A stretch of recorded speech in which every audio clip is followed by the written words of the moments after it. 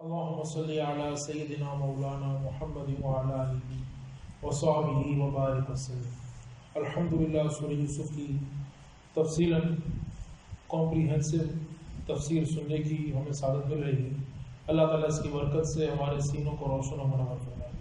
کل کے لیکچر میں ہم نے آیت نمبر 91، 92، 93 اس کی تفسیر بیان کی تھی، اور ایک یا دو سینٹنس میں اس کی سمری یہ ہے کہ بھائیوں نے معافی مانگی اور یوسف علیہ السلام نے ان سب کو معاف فرما دیا، اور آپ نے حکم فرمایا کہ میری قمیض لے جاؤ اور میرے والد صاحب کی آنکھوں میں ڈالو تو ان کی روشنی دوبارہ بہتر، ان کی روشنی بہتر ہو جائے گی، آنکھوں کی روشنی بہتر ہو جائے گی، اور سب گھر والوں کو میرے پاس لے کر آؤ۔ اس پر کل کا لیکچر مکمل ہوا۔ آج کا لیکچر 13ویں پارے کا 5ویں رکوع سے ہم شروع کرتے ہیں، آیت نمبر 94۔ وَلَمَّا فَصَلَتِ الْعِيرُ، وَلَمَّا اور جب، فَصَلَتِ الْعِيرُ جب قافلہ مصر سے نکلا۔ یہ عیر کا لفظ پہلے بھی آیا ہے، عیر کہتے ہیں قافلے کو، گروپ کو، کاراوان انگلش میں، مختلف اس کا پروناؤنسیشن انگلش میں کیراوان ہوگی، عیر قافلہ گروپ۔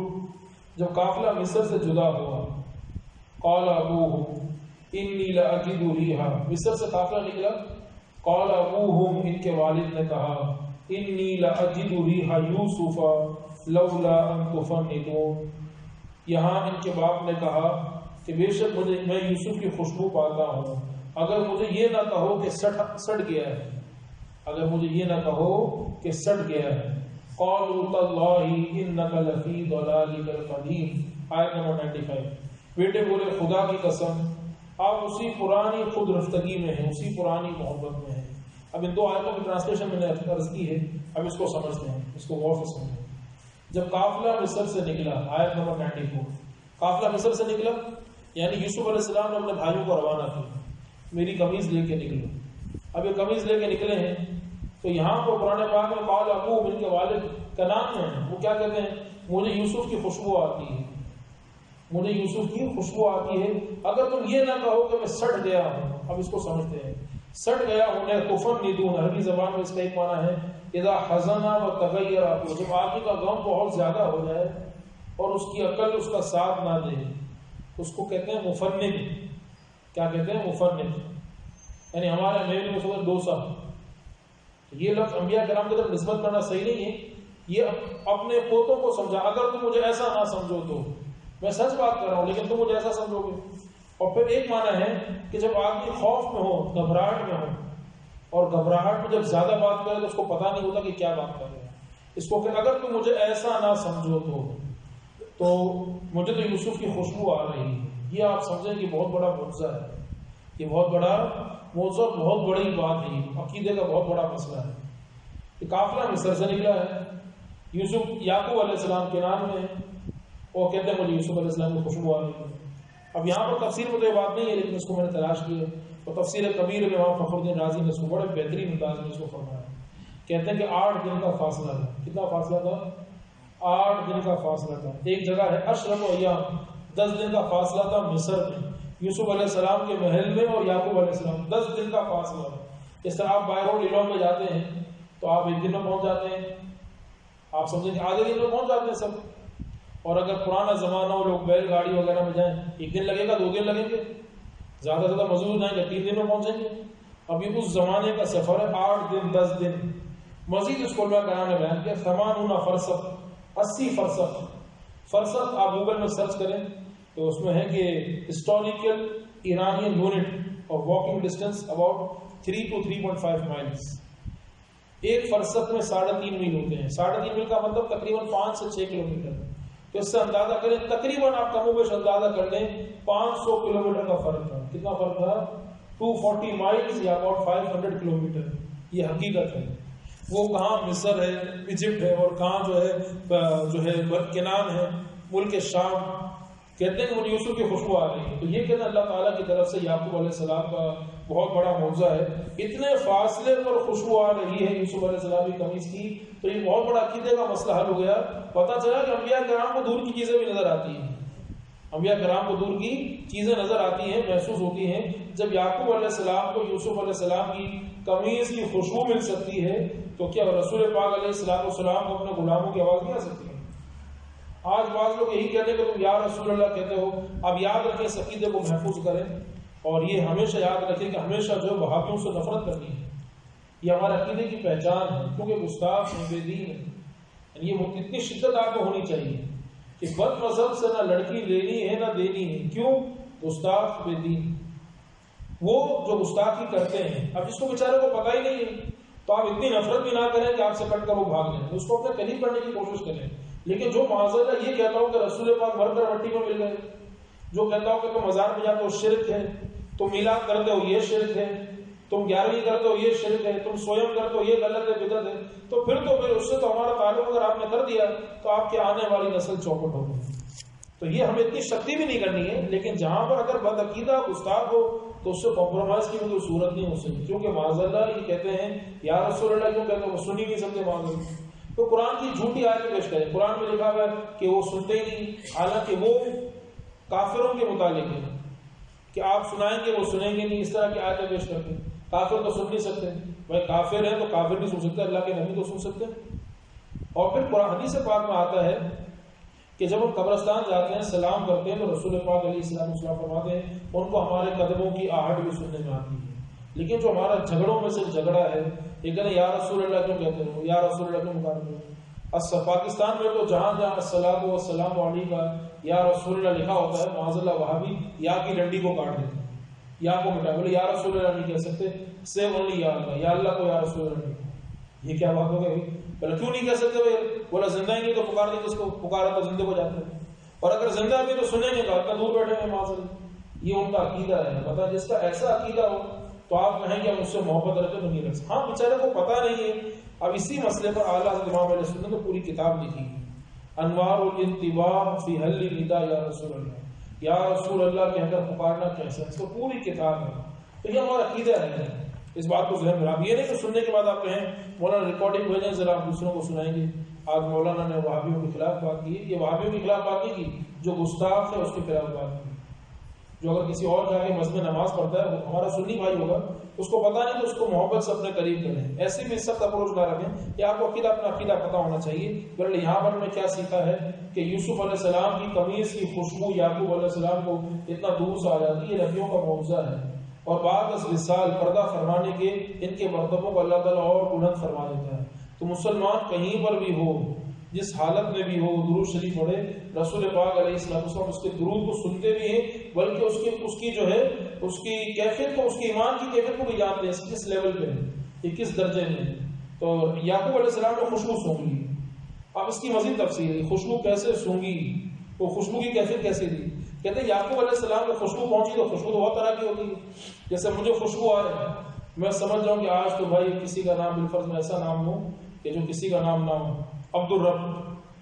مجھے خوشبو آئی، میں نماز پڑھ رہا ہوں، مجھے میں سے آج تو یہ جو خوشبو آئی نا لگتا ہے وہ عبد الرب جو ہے وہ تنزانیہ سے آ گیا ہے، یہ خوشبو وہی لگا تھا. تو یوسف علیہ السلام یعقوب علیہ السلام نے خوشبو کیسے پہچانی؟ اتنا عرصہ گزر گیا، یہ خوشبو کیسے آئی؟ یوسف علیہ السلام کی خوشبو تھی واقعی. کہتے ہیں معاملہ کیا ہوا کہ یوسف علیہ السلام کی قمیض جو تھی وہاں سے مصر سے آئی ہے، اس میں جو ہے ہوا لگی، اس میں جو ہے ہوا لگی، اور جنت سے ہوا چلی ہے. جنت سے ہوا چل کر یوسف علیہ السلام کی قمیض میں لگی ہے. کیونکہ خوشبو بھی کیسے ہوتی ہے نا. اب میں نماز پڑھا رہا ہوں، میں نے نماز کے بعد کہا کہ آج تنزانیہ سے فلاں شخص ہے، تو تنزانیہ سے ایک ہی شخص جو ہے خوشبو لگاتا ہے، پتہ نہیں وہ خوشبو کتنے لوگ لگاتے ہوں گے. تو یعقوب علیہ السلام کو وہم بھی ہو سکتا تھا کہ یہ خوشبو آپ یوسف جیسی رہی ہے، لیکن کوئی اور بھی تو لگا سکتا ہے. ایک خوشبو تو کئی طرح کی ہوتی ہے، لیکن آپ کو یقین ہو گیا کہ یہ خوشبو یوسف کی ہے. کس طرح؟ کیونکہ اس خوشبو کے ساتھ جنت کی خوشبو مکس ہو گئی. اس خوشبو کے ساتھ تفسیر کبیر میں ہے ففاضت روائح الجنہ فی الدنیا، جنت کی ہوائیں دنیا میں چلنے لگی. اور جنت کی ہوا جب دنیا میں چلنے لگی تو وہ قمیض پہ لگی، اور قمیض سے وہ جو جنت کی ہوا اور یوسف علیہ السلام کی قمیض کی خوشبو جو ہے وہ ہوا کے ذریعے پہنچ گئی یعقوب علیہ السلام تک. تو یعقوب علیہ السلام فرمایا کہ جنت کی خوشبو دنیا میں کیسے آئے گی؟ جنت کی خوشبو لیس فی الدنیا میں بھی جنت، دنیا میں تو کبھی جنت کی خوشبو آتی نہیں. جنت کی خوشبو تو جنت نہیں ہے. تو پھر آپ سمجھیں کہ یہ وہی قمیض ہے جو میں نے یوسف کو پہنائی، یہ وہی قمیض ہے. اب آپ کو تسلی ہوگی. کس طرح آپ کو پتا چلا؟ بہرحال یہ کہ آپ کو محسوس ہو گیا، اس طرح آپ کو محسوس ہو۔ اب یہ قمیض کون سی تھی؟ تھوڑی تفصیل میں نے اس کی پہلے بھی بتائی تھی۔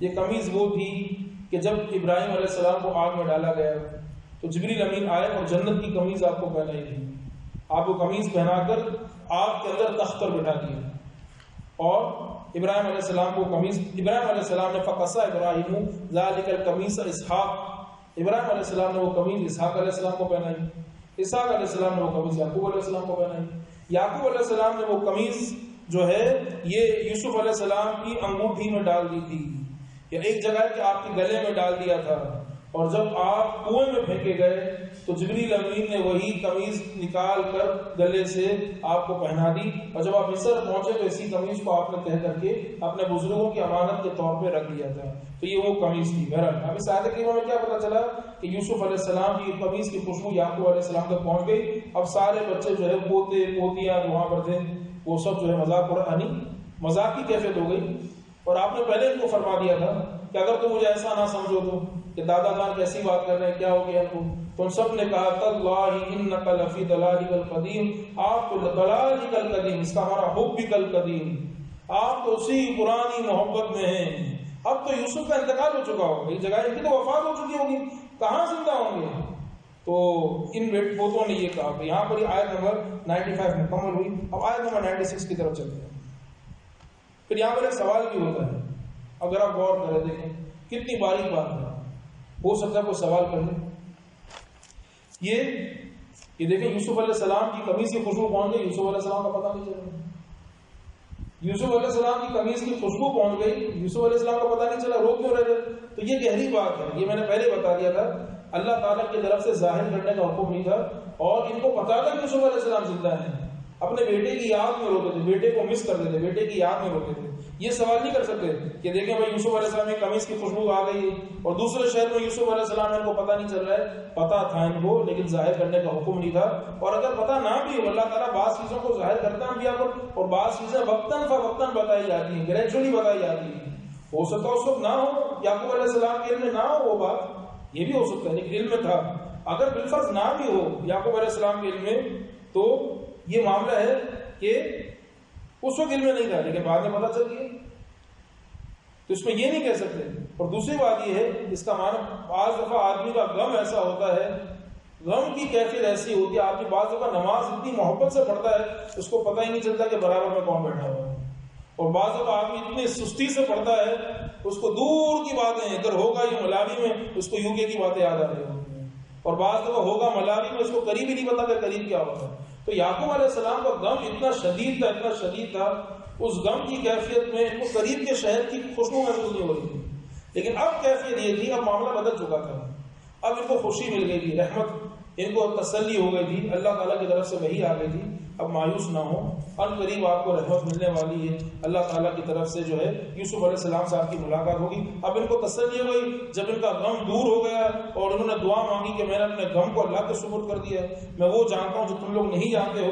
اب ان کو جب تسلی ہو گئی تو تسلی کی حالت میں پھر آدمی کو میٹھی چیز میٹھی لگتی ہے، اور جب آدمی کی طبیعت صحیح نہیں ہو تو میٹھی چیز کڑوی لگتی ہے۔ تو پہلے آپ کو محسوس نہیں ہو رہا ہے خوشبو، لیکن اب آپ بالکل مطمئن ہو چکے ہیں، تب آپ کو خوشبو محسوس ہو رہی ہے۔ تو یہ اس کی ٹیکنیکل وجہ ہے۔ اگر آپ کے ذہن میں اتنا غور سے سن رہے ہیں، آپ کے ذہن میں یہ بات ہو، یہ بھی میں نے الحمدللہ آپ کو جواب دے دیا۔ اب یہ آیت نمبر ہماری 94 95 کمپلیٹ ہوئی۔ اب آگے میں جو آیت میں خدمت عرض کرتا ہوں، فَلَمَّا جَاءَ الْبَشِيرُ، پھر جب خوشی سنانے والا آیا، اس نے القاہ علی وجہہ فارتد بصیرا، اس خوشی سنانے والے نے وہ کرتا یعقوب کے منہ پر ڈالا، اسی وقت اس کی آنکھیں پھر آئیں، فارتد بصیرا، آنکھیں پھر آئیں۔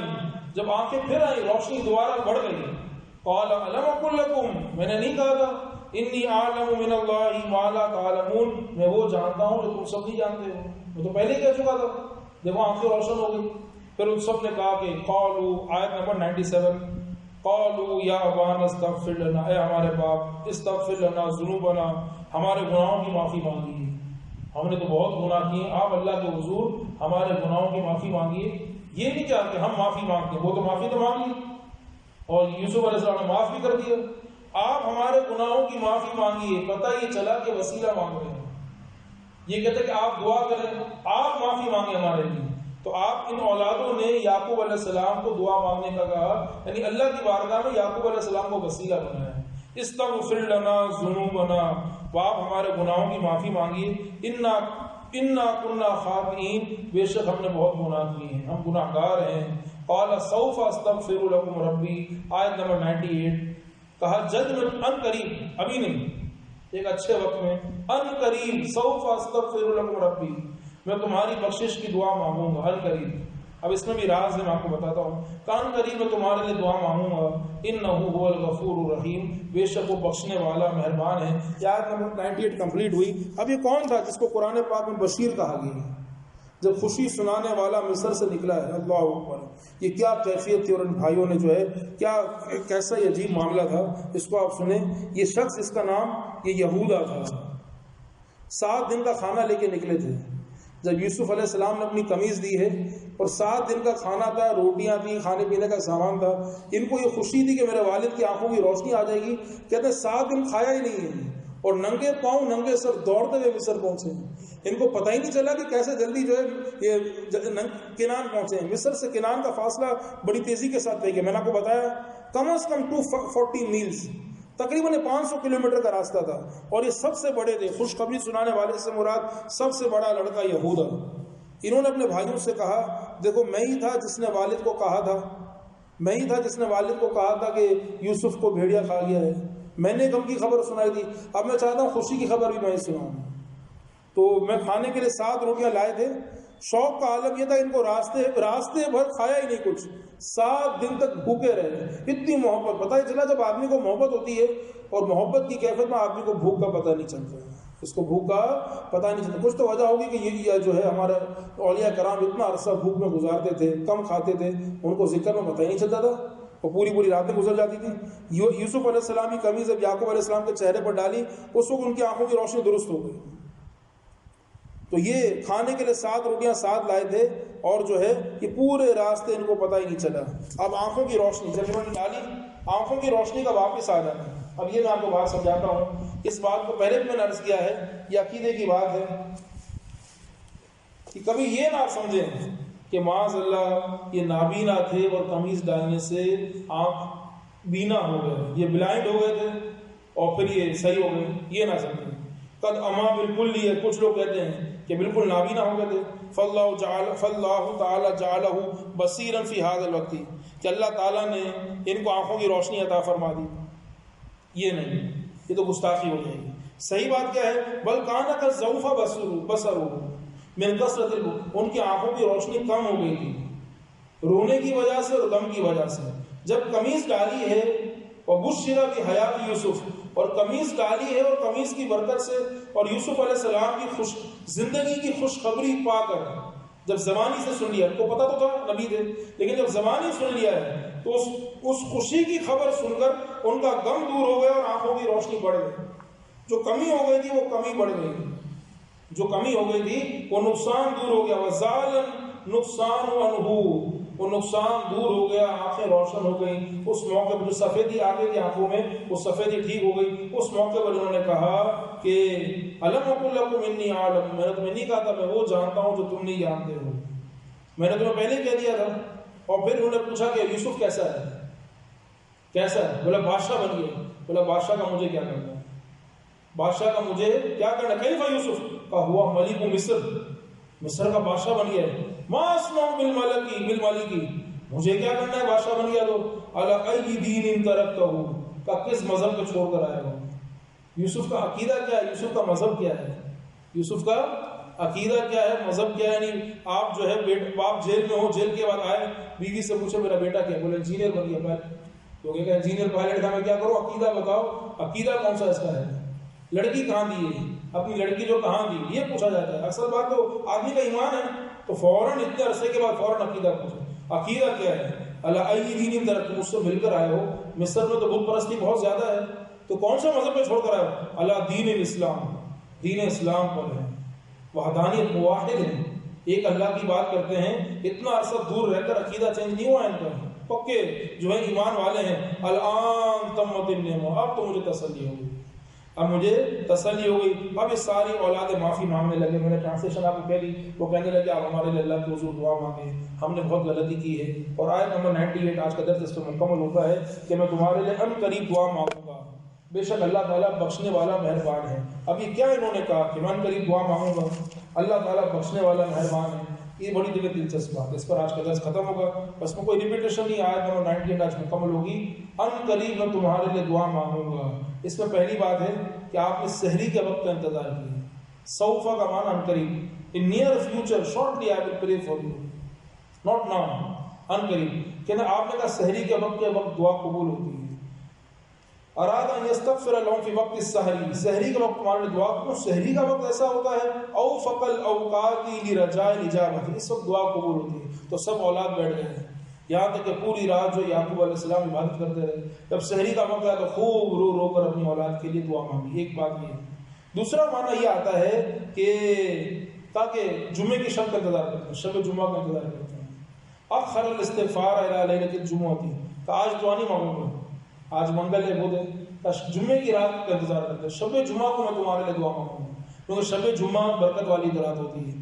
بڑی روایت فضیلت آتی ہے, جمعے کی رات میں جس کا انتقال ہو جائے تو قبر میں حساب کتاب نہیں ہوگا. جمعے کی رات میں جو سورہ یاسین شریف پڑھ لے اس کی بخشش ہو جاتی ہے. یہ تو قدر والے جانتے ہیں کہ جس کو قدر ہو, پتا ہو کہ جمعے کی رات کیا ہوتی ہے, تو آپ کے والد نے سکھایا نہیں, آج نہیں, جمعے کی رات دعا مانگوں. اور پھر تیسری بات ہے کہ دیکھنا چاہتے تھے, ایسے تو نہیں کہہ رہے ہمارے لیے معافی مانگ لے, میں ان کے لیے معافی مانگ لوں. وہ 2-3 دن چیک کرنا چاہتے تھے. یہ بھی بڑی اہم بات ہے. جب کوئی لڑکا سنی ہو, وہابی سے محبت کرے, وہابی سنی سے محبت کرے, سنی شیعہ کا معاملہ ہو, تو علماء کرام یہی بات کہتے ہیں. اس نے کہتے ہیں کہ کرسچن میں مسلمان ہو جاتا ہوں. نہیں, آپ چیک کریں پہلے. یہ توبہ سے محبت کی خاطر کر رہے ہیں, چیک کریں. 2-3 علماء نے کہا 3 مہینے چیک کریں, 3-4 مہینے چیک کریں کہ اگر یہ بد عقیدہ تھا, ہماری مسجد میں آنا شروع ہوا نہیں ہوا, اس نے اپنے نظریات کو چھوڑا نہیں چھوڑا. تو یعقوب علیہ السلام نے کہا نہیں, مجھے تھوڑا ٹائم دو, اس کے بعد میں استغفار کروں, اتنی جلدی میں استغفار نہیں کروں گا تمہارے لیے. تو آپ چیک کرنا چاہتے تھے واقعی یہ شرمندہ ہیں, واقعی سچے دل سے توبہ کر رہے ہیں. اور پھر جب ان کو تسلی ہو گئی تو ایک روایت ایسی ملتی, اللہ اکبر, کہتے ہیں 20 سال تک ہر جمعے کی رات کو محفل کرتے, ہر جمعے کی رات کو سب باپ بیٹے اللہ کے حضور معافی مانگتے تھے. یعقوب علیہ السلام بھی اللہ کے حضور توبہ کرتے تھے. توبہ کیا کرتے تھے؟ نماز کے لیے کھڑے ہوتے, جب نماز پڑھ لیتے, اللہم اغفر لی جزعی علی یوسف وقلۃ صبری علیہ, اللہ تعالیٰ تو نے یوسف سے مجھے ملا دیا اور میں یوسف کے معاملے میں صبر ہی نہیں کر سکتا تھا, اللہ تعالیٰ مجھے معاف کر دو, میں تجھ سے معافی مانگتا ہوں. واغفر لی اولادی ما فعلوا فی حق یوسف, اور میری اولاد کو بھی معاف کر دے جنہوں نے یوسف کے ساتھ کیا ہے. یہ ہر جمعے کی رات 20 سال تک دعا مانگتے رہے, یہاں تک کہ 20 سال کے بعد اللہ تعالیٰ نے وہی فرمائی قد غفرت لک ولہم اجمعین, میں نے تمہیں بھی معاف کر دیا, ان کو بھی معاف کر دیا. حالانکہ نبی یعقوب علیہ السلام تو اللہ کے نبی تھے, لیکن آپ عاجزی ان کی ساری دیکھیں 20 سال تک استغفار کس چیز کا کر رہے ہیں کہ میں صبر نہ کر سکا, میں روتا رہا. حالانکہ رونا بھی محبت ہوتا, گناہ نہیں تھا, لیکن اللہ والوں کی بات ہی الگ ہوتی ہے. یہ دیکھیں 20 سال تک روتے رہے. ایک جگہ ایسا آتا ہے, یہ آخری بات ہے آج کی, کہ ان ابنا یعقوب علیہ السلام قالوا لیعقوب وقد غلبهم الخوف والبکاء, جو ہے بیٹے بہت رونے لگے, توبہ استغفار, ہمیں معاف, ہمارے لیے دعا کریں, دعا کریں. بہت زاروں قطع رو رہے تھے. یعقوب علیہ السلام توبہ ہی نہیں کر رہے اللہ کے حضور. پھر انہوں نے کہا کیا بات ہے, آپ دعا نہیں کرتے ہمارے لیے, آپ کریں نا ہمارے لیے, توبہ کریں, استغفار کریں. تو پھر یعقوب علیہ السلام کھڑے ہوئے, فاستقبل الشیخ القبلہ, تو آپ امام بن گئے یعقوب علیہ السلام, اور قبلے کی طرف کھڑے ہو کر دعا مانگنے لگے. یوسف علیہ السلام پیچھے کھڑے ہو گئے اور سب آمین کہتے تھے. آپ دعا مانگ رہے ہیں, سب آمین کہہ رہے ہیں, اور سب پیچھے اولادیں عاجزی انکساری کر رہی ہیں. یہاں تک کہ کہتے ہیں کہ 20 سال ہر رات کو عبادت کر رہے ہیں, تہجد پڑھ رہے ہیں, عبادت کر رہے ہیں. اس زمانے میں جو رات کی عبادت تھی, ہر رات جمع ہو رہے ہیں, ہر رات دعا مانگ رہے ہیں, ہر رات استغفار کر رہے ہیں. اللہ اکبر, کیا بات ہے. یہاں تک کہ اتنا ہو گیا کہ ان کو لگا کر اب تو رو رو کر استغفار کر کر کے ہلاک ہو رہے ہیں. فظنوا انه الهلك, اتنا روتے رہے, اتنا استغفار کرتے رہے اللہ کو حضور. اتنی ایک محبت کی شکرانہ بھی تھا, اتنا روتے رہے, استغفار کرتے رہے, یہاں تک ان کو اندازہ ہوا کہ اب تو رو رو کر ہماری حالت بدل جائے گی, انتقال کر جائیں گے. اس موقع پر 20 سال کے بعد فنزل جبریل علیہ السلام, جبریل آئے, ان اللہ تعالی اجاب دعوتک فی ولدک, اللہ تعالیٰ نے آپ کی دعاؤں کو قبول فرما لیا. تو یہ اللہ کے نیک بندے تھے. آپ اندازہ کریں کیسا استغفار کرتے تھے. آج کل تو آدمی جو ہے ایک زنا پہ دوسرا, ایک چوری پہ دوسری چوری, ایک کے بعد تیسری. رب دیکھیں ان کا استغفار, اب شان دیکھیں کیا شان ہے. اللہ تعالیٰ ان کے صدقے ہم سب کو سچی توبہ نصیب فرمائے. کیسا سکون ملتا ہے, کتنی تفصیل ہے اس میں. کوئی دیکھیں 98 آیتیں ہو گئی ہیں. اب انشاءاللہ کل کے درس میں بڑا ہی دلچسپ ہے, اس کو اور میں اسٹڈی کروں گا کل کے درس میں. اب یہ سب بھائی اولادیں یہ سب مل کر مصر پہنچتے ہیں, اور یہ جو ہے سمجھے کہ ایسے شاندار موقع ہے جب یہ باپ بیٹے ملتے ہیں تو آسمان کے فرشتے بھی خوشی مناتے ہیں. یہ بڑا جو آسمانوں پر بھی تبلے نہیں, ایسا لگ رہا ہے کہ خوشی کی آوازیں آ رہی ہیں, آسمانوں سے فرشتوں کا ہجوم آ رہا ہے, فرشتے روک رہے ہیں, پہلے کون سلام کرے گا, پورا باقاعدہ جس طرح جو شادی کا سامان شادی کا سلسلہ ہوتا ہے. اب کل یہ یوسف علیہ السلام اور ان کے والد کی ملاقات ہوگی, پھر خواب کی تعبیر پوری ہوگی, سجدے کی کیفیت ہوگی. یہ انشاءاللہ باتیں کل بیان کی جائیں گی. اللہ تعالی ہم سب کو سورہ یوسف کی برکت سے اپنے نیک بندوں میں, استغفار کرنے والے بندوں میں شامل فرمائے.